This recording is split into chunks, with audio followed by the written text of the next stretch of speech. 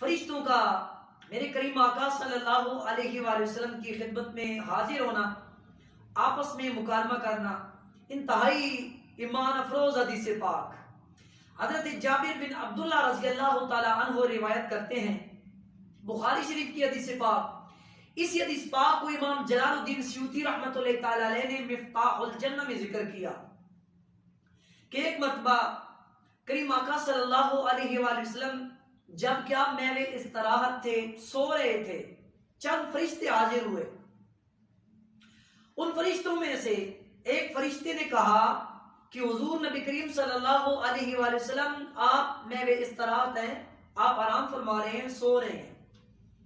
دوسرے فرشتے نے کہا نہیں، ان کی آنکھیں سوتی ہیں لیکن ان کا دل بیدار رہتا ہے۔ سبحان اللہ، قربان جائیں میرے کریم آقا صلی اللہ علیہ وآلہ وسلم، آپ کی چشمان مبارک وہ آرام فرمایا کرتی تھی اور آپ کا قلب مبارک اللہ رب العالمین کے ذکر میں مصروف رہتا تھا۔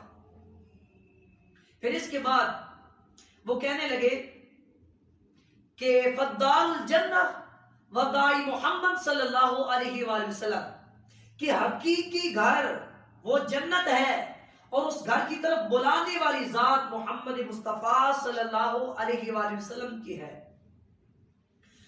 وہ کہتے ہیں فمن آتا محمدا فقد آتا اللہ ومن عصا محمدا فقد عصا اللہ، جس نے محمد مصطفیٰ صلی اللہ علیہ وآلہ وسلم کی اطاعت کی اس نے اللہ رب العالمین کی اطاعت کی، اور جس نے حضور نبی کریم صلی اللہ علیہ وآلہ وسلم کی نافرمانی کی اس نے اللہ رب العالمین کی نافرمانی کی۔